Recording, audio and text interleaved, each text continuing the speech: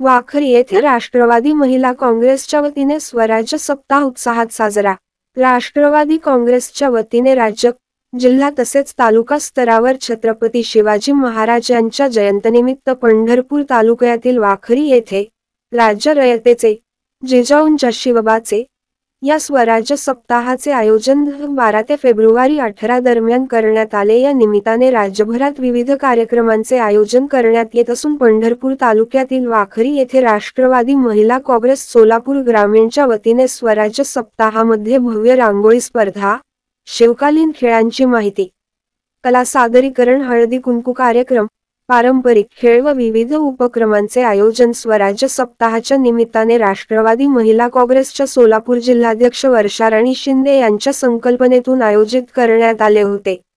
यावेळी स्पर्धेत विजयी स्पर्धकांचे सत्कार करण्यात आले। या स्वराज्य सप्ताहाचे कार्यक्रमास वाखरी ग्रामस्थ, महिला भगिनी यांच्या उपस्थितीत कार्यक्रम उत्साहात संपन्न झाला। सोलापूर जिल्हाध्यक्ष वर्षाराणी शिंदे यांनी स्वराज्य सप्ताहाच्या आयोजनाची माहिती सांगितली।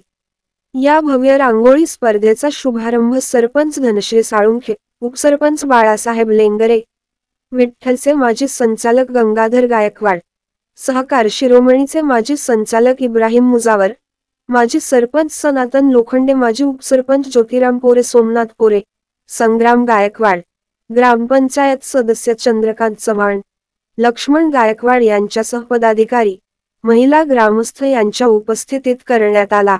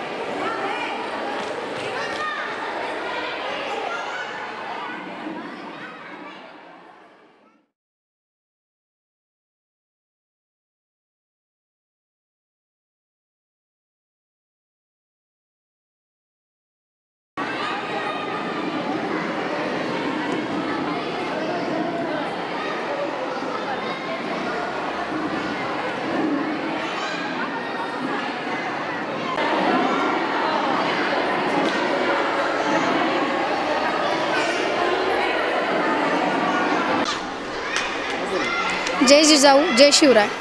राष्ट्रवादी काँग्रेस पार्टीचे अध्यक्ष आदरणीय अजितदादा पवार यांच्या संकल्पनेतून राज्य रयतेचे, जिजाऊचे, शिवबाचे त्यासाठी त्यांनी आम्हाला विविध उपक्रम राबवावे लावले।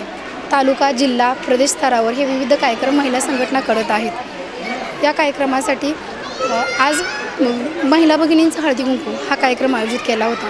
त्यात महिला भगिनी बहुमूल्य भरपूर सहभागी झाल्या व त्यामुळे त्यांचे आभार मानते मी। आणि त्याचबरोबर शिवकालीन युद्धकाळात जे खेळ होते त्या खेळाचेही आम्ही आज प्रकार व सादरीकरण दाखवलेलं आहे, जेणेकरून ज्या जिजाऊंनी स्वराज्य घडवला त्या स्वराज्य घडत असताना ज्या महाराष्ट्रातल्या रणरागिणी आहेत त्यांना त्याच्यापासून जे माहिती नव्हती शस्त्रांची, शिवकालीन युद्धांची, ती त्यांना माहिती व्हावी आणि येणाऱ्या पिढीकडून ही शस्त्रक्रिया अवगत व्हावी त्यांना, त्यासाठी हा आम्ही कार्यक्रम राबवला होता।